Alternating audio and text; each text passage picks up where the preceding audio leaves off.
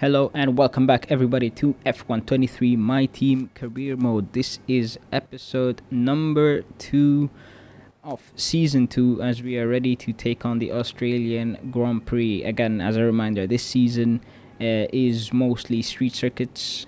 So we're going to be racing mostly on street circuits. Australia, Monaco is going to be there. Singapore, we didn't race on in the previous season. And with the limits around how many street circuits there are on the current F1 calendar, there's only 8, I believe, and I did my best to I included, I think, every single one of them on the calendar. So just to 7 F1 normal. No, was it 7 or 8? I don't remember exactly how many street circuits were on the current F1 calendar, but as of right now, we're going to be focusing on working and developing our car to back to where it was in the previous season. We were at a midfield team. Right now we are sitting at the bottom, not the bottom, we're sitting at third worst team on the progress charts, the development charts, and hopefully by the time we reach near the end of the season, we would have a car that can challenge for race wins, maybe even finish fourth in the constructors if all goes well and to plan. So right now, qualifying Q1, we're gonna hope for a Q2 appearance. I don't know if we are able to go all the way to Q3 with the current car we have, and also as Australia, it's not one of my best circuits to drive on. I do not feel confident enough to push the limit, even though I did practice all the 3 practice sessions this weekend. I didn't simulate the second and third practice session like I always do. I practiced the whole way, did the training programs to maximize our R&D so we can get the upgrades done very quickly. But as we approach the line, we finish 5th for now in Q1 on our first run, and we drop down to 10th by the time we start our second run in Q1. As turn 1, we take it better than the first time, and we gain time over here, and up to 3/10. And again, like I said, PS4 issues, frames dying, sometimes the footage would just cut randomly, but don't worry, I have a PS5 now, thank God. And I did races from Hungary onwards, so I think race 6 it would be race 6, I think, which is done on the PS5, so 1080p resolution. But as we cross the line, where do we end our first qualifying session? P12. So as of right now, our pace doesn't show that we're going to be close to a Q3 appearance, so it's going to be maximizing our Q2 lap times to start around 11th or 10th. That would be very neat for us, as we're going to be able to score some crucial points for the championship. We need that sponsorship money. Our main sponsor, Atlantic, was it? Has us finishing 6th or above to receive our goal bonus. So hopefully we can finish 6th or above. Like I said at the beginning of the video, 4th will be very very nice, but I feel like I'm a bit too optimistic about finishing 4th with the way our car has come along for this season so far. It's only the second race of the season. 10 races again, it's not that much, but we still have a lot of time to develop our car until the end of the season in Abu Dhabi, as we have a pretty clean run here, going towards the final few corners. This right-hander, and again, see that stuff, it pisses me off, but there's nothing I could do about it, as now we are gonna cross the line to set a time of 1 minute 19.8, which is enough for now to be in the top 10, but I do not think we will have the opportunity to start a Q3 or go into Q3 compared to last time. I believe we did make it to Q3. It's a long time between me recording this and doing this, like commenting on this race. As we lose control there, that probably cost us a lot of time. Going into the final sector of the track, we are now only at 10th and out of 2 tenths to up to 3 tenths gained on our previous lap, and I don't think that will be enough for us to make it into Q3 as we now round the final corner. DRS open as we're gonna cross the line now. Are we gonna be able to make it into Q3? Yeah, we did. We actually managed to make it into Q3, which is pretty surprising considering how our car is performance wise. And yeah, Q3 pretty unexpected. I'm pretty sure we did make it into Q3 in Saudi, and we scored some decent points over there. I think we finished 6th place. I am again not so sure, but I'll go look into it after recording this and keep myself up to date on how my season has been going, because the gap I took between finishing the Saudi episode and then this one, it's I think about 2 months, if not just about more, because of I had my finals and projects and stuff for uni to do, and obviously I have to prioritize that over making videos. So until well, I finished my my current semester. I'm doing a summer semester for 6 weeks. So again, like, I'll upload these videos, and also not to forget, F124 is coming out by the end of this month, the 31st of May, and hopefully when I can get my hands on that game, we will pick up where we left off technically at the end of this season, since there's not going to be any time to do a third season on this current game. So like, let's say I finish 5th or 4th, I'll start again as a midfield contender, and also it depends on how our season goes. If we win a race, if we finish on the podium a few times, we'll see how it progresses, and we'll determine where to start our next season in F124.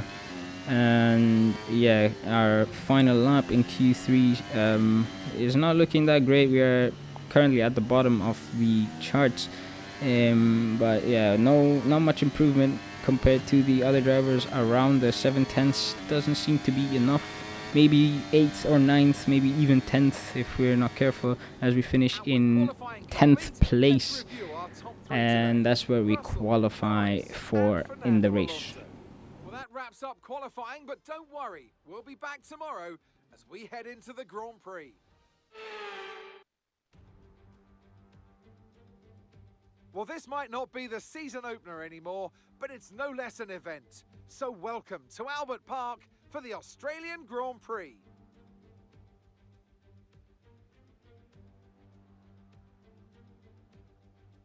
The Melbourne circuit is certainly one that needs to be taken seriously.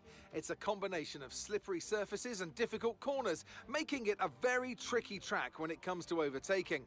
Drivers find it hard to pass and will need to take full advantage of those DRS zones if they want to have any hope of breaking through. Off the back of a fantastic qualifying session, it's time to see how our starting grid looks like for today's race. George Russell will begin today's event in pole position, edging out Lando Norris, who'll start from P2.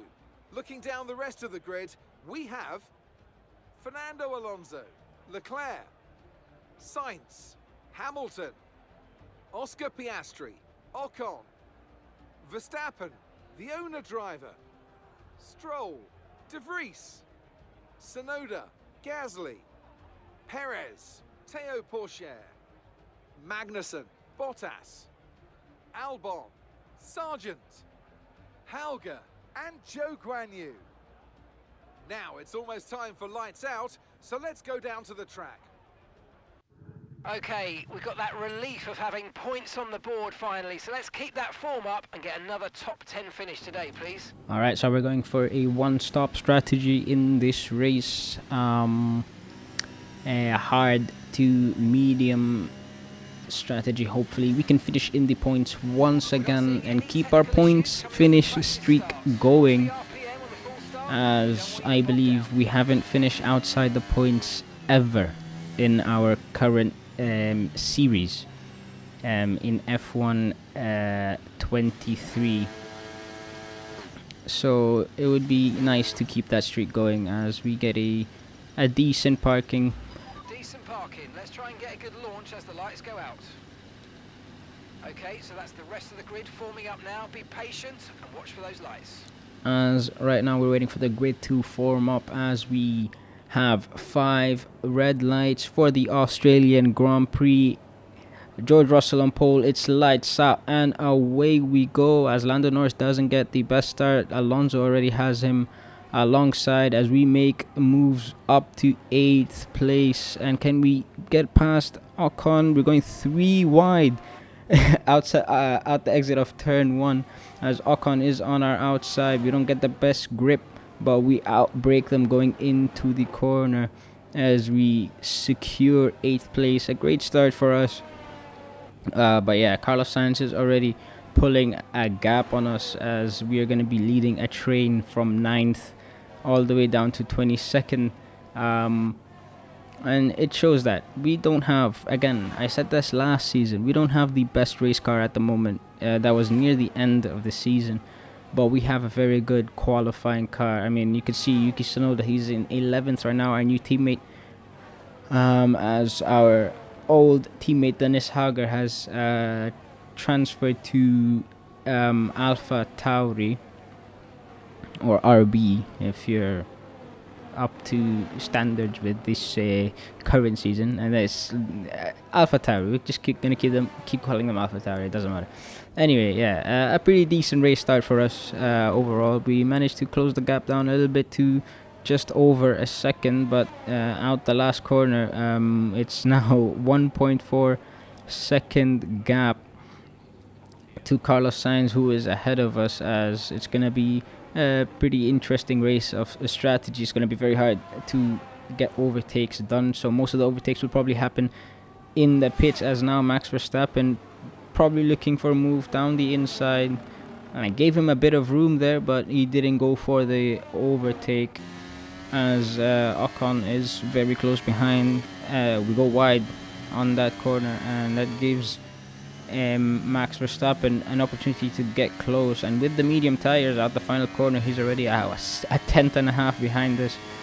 With the slipstream, we go off the racing line to take him off the racing line as well, because he's going to get the benefit of slipstream, as now we get a bad exit out of the first corner as we have Verstappen, who overtook us from down the outside, but we outbrake him, and Perez, who made it past Stroll and Ocon. We're now in lap 4, so a lot of things happened between them in the last 2 laps, as now we have the 2 Red Bulls behind us. Who would have thought that Red Bull would have dropped that much in performance? And to be fair, we are running Red Bull engines ourselves, or the Honda engines, whatever you want to call them. I would just call them the Red Bull engines now, as with DRS, Perez is now is now side by side with us going into turns 9 and 10. I believe these are the chicane, the fast chicane. It's a very impressive sight if you're watching the race live from that corner over there, as now Verstappen is on our outside, but we fend him off pretty decently, and Stroll manages to sneak in ahead of Verstappen and demoting him to 11th place. But we do not have DRS on Perez, as we are busy fighting with his teammate, and that cost us time. So with Stroll behind with DRS, we're still alongside him, and we're gonna be able to defend it, almost making contact over there and pretty hard defending. We're trying our best to get all the points we can get with this car as it is right now, and it's pretty hard, but like developments are going all right. I mean, beginning of the episode, if you notice, really our durability upgrades failed, as we are now approaching the pit window. We are in the pit window actually, as Tsunoda, who's already ahead of us. How did he get ahead of us? On lap 9. It doesn't matter now, does it? We have both cars in the points, and hopefully this is how it stays for the race, as Tsunoda already pitted, I believe, as we pit on lap 11 instead of lap 9. So we're now in the pits. Hopefully we can get those medium tires to switch on, and we could catch up to the rest of the field who's ahead of us. We are now gonna exit, I think, in P15. No, we're gonna end up in P15. Logan Sargent right ahead of us in the Alpha Tauri. Our durability is not the best. That's why I've been focusing a lot on getting durability upgrades, as we have yellows behind us. It looks like a Haas is slowing down, as we have DRS. It's Nick with the Freeze out of the session. Logan Sargent ahead of us. We have DRS on him, but we cannot make a move as we're too far behind. On the subject of durability in our car, we don't have good durability, as if you paid attention at the beginning of the video. We are like one of the worst. We have one of the worst chassis. We have one of the worst what's it called? Power unit durability. So this is only the second race, and we already have a worn out power unit. I don't know what part it is exactly that is worn out, but it's already worn out, which is costing us some power. Probably with a newer power unit, we would have been able to move up faster than we are not right now. As next on the list is Kevin Magnussen in the other house that isn't retired. 5 seconds up the field, but it doesn't seem to be that we managed to do it, as we got stuck in P14 for the rest of the race. As now we're watching a three-way battle between Russell, Hamilton and Leclerc for the win, but it doesn't I mean, I don't think anyone can make an overtake in the next few corners, as George Russell, who is in first place, goes round the final corner to win the Australian Grand Prix. Hamilton and Leclerc very close behind, as Alonso and Lando Norris finish 4th and 5th. As now we are watching Yuki Tsunoda, who's currently in the points with Gasly pressuring him from behind, as he makes a move round the outside, and we don't get a great exit. Yuki Tsunoda has lost out on the points, unfortunately. His first points of the season. This would have been with our team, that is, not his current career in our F123 world, as Gasly wins 10th place over Tsunoda, as now we make our way around the final few corners with a big snap of oversteer that could invite Ocon, who's definitely got a better exit, to maybe inch ahead, but we managed to clinch 14th place, our first time finishing outside the points. And Mercedes have pulled off a great victory here today. So Natalie, what do you think helped them deliver this result? Quite simply, a driver is nothing without the team behind them. So, a deserved winner, but we do have to give a shout out to the team in the pit lane and back at the factory. Very much a collaborative process.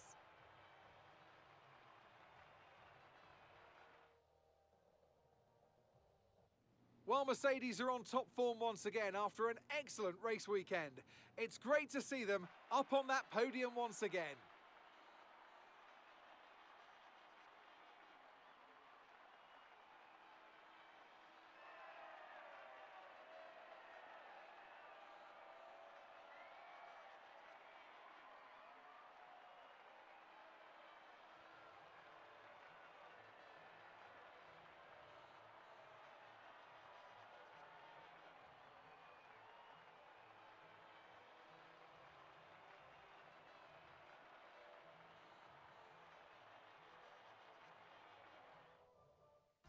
so let's review the updated driver standings. It's a great result for Lewis Hamilton, who moves further ahead at the top of the table. So then, Natalie Pinkham, who would you rank as your driver of the day? There are a few contenders, but George Russell definitely stood out, I think. A really solid drive from him today, and one I'm sure the fans enjoyed. It's time to see how things are shaping up in the Constructors' Championship. Mercedes continue to extend their lead. Meanwhile, Ferrari have improved their position. A strong weekend for them as they fight their way towards the top. Well, that was certainly an exciting weekend of Formula One. Be sure to join us for more exciting Formula One action very soon. Alright, so thank you guys so much for watching this video till the end. Please leave a like and subscribe. Don't forget to turn on your notification bells and follow me on Instagram for more updates on the upcoming videos. And hopefully, maybe I would ask around other games I could play on the channel, not only F1. You know, I want to be more diverse with the games I play on the channel. You know, so I can satisfy all the wants of you guys, the viewers, on what games I play on the channel. Anyway, yeah, once again, thank you guys so much for watching, and have a nice day. See you in the next one.